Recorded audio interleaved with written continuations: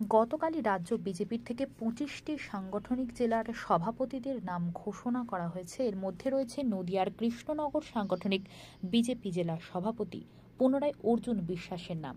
আগামী ২৬-এর নির্বাচনে কৃষ্ণনগর সাংগঠনিক জেলার বিজেপির সংগঠনকে শক্তিশালী করার প্রধান লক্ষ্য এবং পাখির চোখ বিধানসভা ভোট। অন্যদিকে আবারও দায়িত্ব পাওয়ায় শনিবার বিজেপির কার্যালয়ে বিজেপির সাংগঠনিক সভাপতিকে গলায় ফুলের মালা পরিয়ে সংবর্ধনা জানান দলীয় কর্মী সমর্থকরা।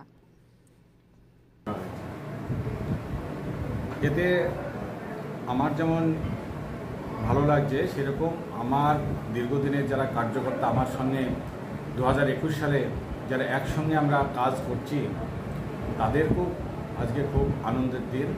তার কারণ হচ্ছে এই সংগঠনটা 2021 সাল থেকে যেভাবে তুলে নিয়ে এসছে, 2023 সালে আমরা যে পঞ্চায়েত নির্বাচনে ভারতীয় জনতা পার্টির যে সদস্য সংখ্যা আমরা দিয়েছি, ভারত সারা ওয়েস্ট বেঙ্গলের মধ্যে আমার জেলা দ্বিতীয় স্থান পেয়েছে।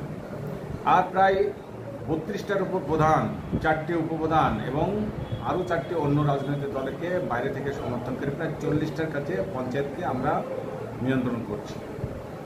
আর শুধু তাই নাই, তারপরে আমরা লোকসভা নির্বাচনে যেভাবে আমরা জেতার দৌড়গোড়ায় পৌঁছে গেছিলাম, কিন্তু তৃণমূলের যে দলদাস ডিএম এবং এসপি, তাদের যে মেশিনারি, সেই মেশিনারির কাছে কিন্তু হার মানতে বাধ্য হয়েছে।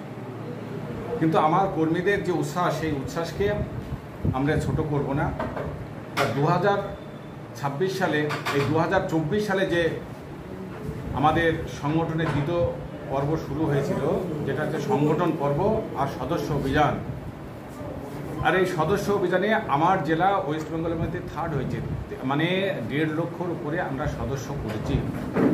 তাই এটা কর্মীদের জন্যই সম্ভব হয়েছে। সেজন্যেই এই সাংগঠনিক দৃষ্টিভঙ্গিতে রাজ্য নেতৃত্ব আমার উপর ভরসা রেখেছে।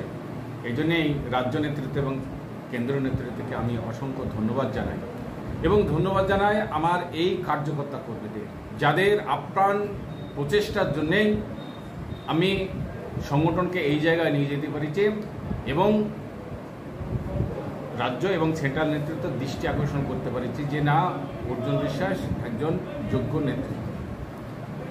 তাই তাকে আবার দ্বিতীয়বারের জন্য সভাপতি নির্বাচিত করা হয়েছে। আগামী দিনে নতুন কাজ কি আছে?